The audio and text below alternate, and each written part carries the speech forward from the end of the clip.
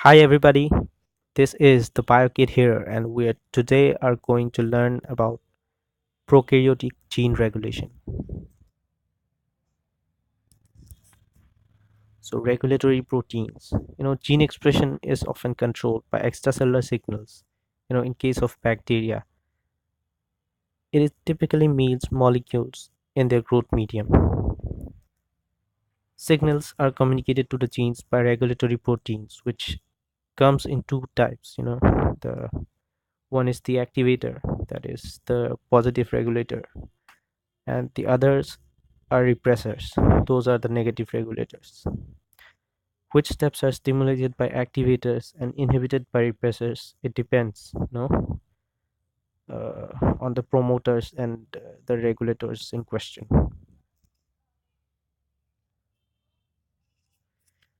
Regulatory proteins regulate the promoters. Yes, that's correct. Most activators and repressors act at the level of initiation of RNA transcription. There are two main reasons for this to make sense.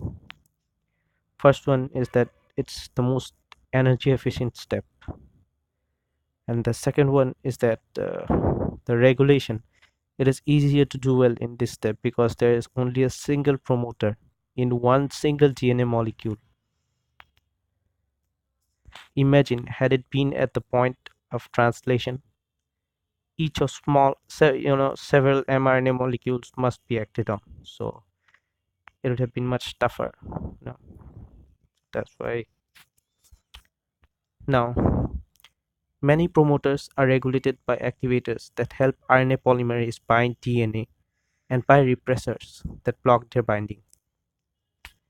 As we can see from the figure to the right, that without the activator, in some cases the RNA polymerase cannot work, or only base level of transcription can be carried out.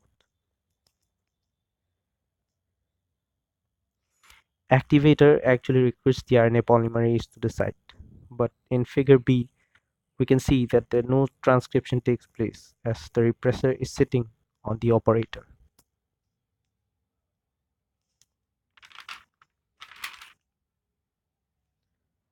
Now, some activators and repressors work by allosteric, activators that work by triggering a conformational change in the RNA polymerase that which cause transition to the open complex are allosteric actually. Now, some proteins are there that interact with each other even when bound to the sites well separated on the DNA. This does that with the help of DNA bending protein in action. An example of this type will be set in the upcoming slide.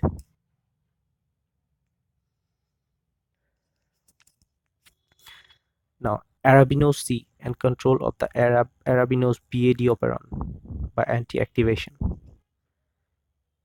Ara operon means the arabinose operon consists of a set of genes.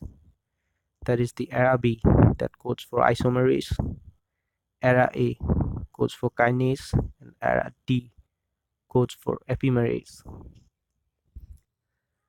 Now, there are two conditions. One is when arabinose is absent and glucose level is high.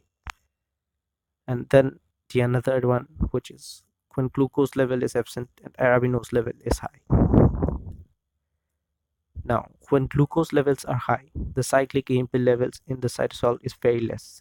Thus, the CAP remains empty. No, CAP site, sorry. Also, arabinose C without arabinose binds to ARA I1 and ARA O2. Now, as ARA I1 and ARA O2 are 194 bases apart, the binding of one unit of ARA C subunit to the ARA O2 and the other to the ARA I1 would lead to formation of a loop. The loop would prevent the RNA polymerase to bind to the operator region due to steric hindrance, and hence the genes will not be expressed actually.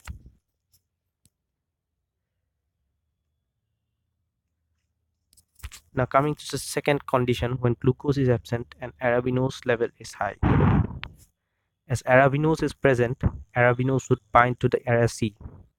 The binding of arabinose to the era C would cause, lead to a conformational change in such a way that this time the era C dimer would bind to the era I1 and era I2. The binding of era C to era I1 and era I2 would promote transcription.